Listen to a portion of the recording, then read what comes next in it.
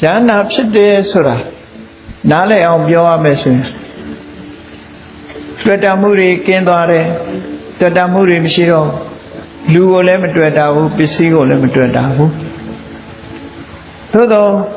အမေအဖေဆိုတာတော့အသိမှတ်ရှိအမေအဖေမိမိပိုင်ဆိုင်မှုတွေအလုံးပေါ်မှာတွေ့တာမှုမရှိတော့ဘာဖြစ်လဲဆိုရင်တောကဆိုတာမရှိတော့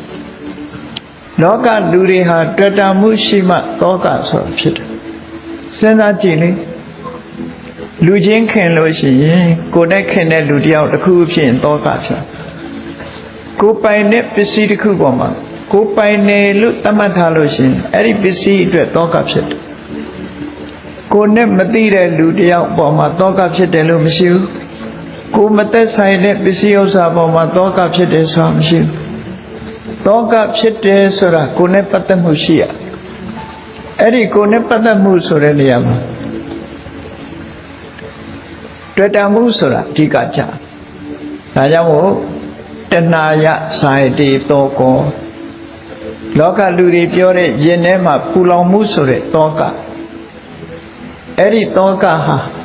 တဏှာဆိုတဲ့တွေ့တာမှုပေါ်မှာအခြေခံပြီးတော့ဖြစ်တာတွေ့တာမှုတတ်မဲ့မှုတဏှာမရှိတဲ့အရာအတွက်တောကဆိုတာမဖြစ်ဘူးဒါမဓမ္မထင်ရှားဒါမို့တောကရှိတဲ့ဟာအတွက်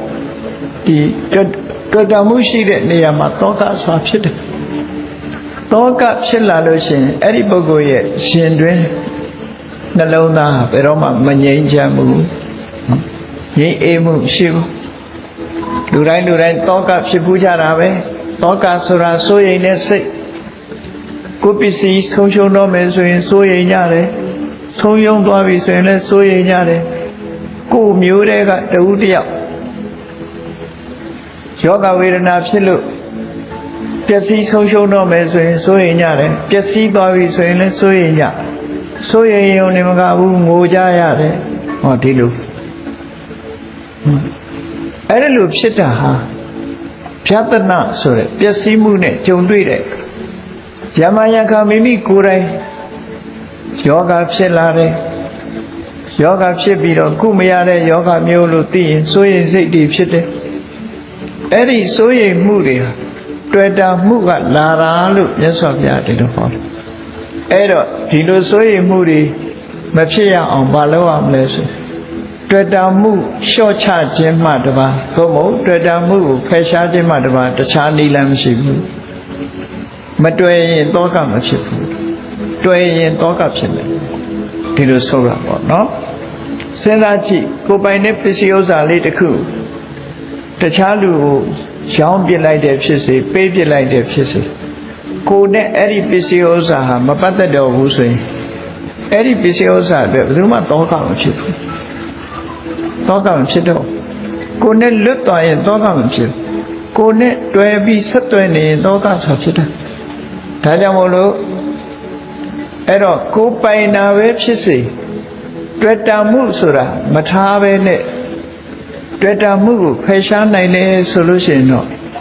ရှင်တွေကတောကကိုဖယ်ရှားနိုင်မှာဖြစ်ဒါကြောင့်မို့ရှင်တွေကတွေ့တာမှုကိုမဖယ်ရှားနိုင်မဲ့တောကဆိုတာဖယ်ရှားလို့မရဘူးတဲ့အဲ့ဒီတော့ကိုနားလေတော့ယန္တာပုဂ္ဂိုလ်ဆိုတာတောကခင်းပြီးစိတ်အေးနဲ့အေးဘဝမှာနေနိုင်တဲ့ပုဂ္ဂိုလ်မျိုးလို့နောက်ဆုံးမှာကိုယ့်ကိုယ်တောင်မတွေ့ဘူးသူများတွေ့ဖို့နေနေတာကိုယ့်တောင်မတွေ့ဘူးအဲ့ဒါလို့ဘယ်သူကမှတွေ့တာမှုမရှိတတ်မဲ့မှုမရှိတွေ့တာမှုကင်းနေတဲ့ပုဂ္ဂိုလ်တယောက်ရဲ့စိတ်နှလုံးအေးချမ်းမှုဆိုတာစဉ်းစားကြည့်ပါဉာဏ်ပုဂ္ဂိုလ်ဆိုတာအဲ့ဒါလို့စိတ်နှလုံးနဲ့အေးချမ်းတယ်လို့စိတ်နှလုံးအေးချမ်းစွာနေရပုရုဇဉ်ပုဂ္ဂိုလ်တွေဆိုတာစိတ်နှလုံးအေးချမ်းမှုမရှိဘူးနော်ခိတ္တခဏသာပြောခြင်းပြောမယ်အစဉ်ပြေးနေရင်သာပြောတယ်အစဉ်မပြေဘူးဆိုရင်လူတွေမှာတောကနဲ့ပဲနေကြနောက်ဆုံးမှာယောဂဖြစ်လို့တေဂာနိရောက်ဆိုရင်ပို့ပြီးတော့တောကတွေဖြစ်ကြတယ်ဉာဏပုဂ္ဂိုလ်မှာဘလောက်ပဲဆိုရတဲ့အခြေအနေတွေကြုံရင်ထဲမှာတောကဆိုတာမရှိဘူး ရှင်တွင်အေးချမ်းမှုရတယ်လို့ဒီလိုဆိုတယ်ဟောယန္တာပုဂ္ဂိုလ်ရဲ့အနေအထားတစ်ခုအခုလိုမှတ်ဆကြည့်လို့ရဝေင္ကတပုံနာနဲ့သာရီဆိုတဲ့ပုံနေမတို့ရဲ့သာသမီ9ဦးလုံးဟာယန္တာဘဝရောက်သွားကြပြီသူတို့မှာ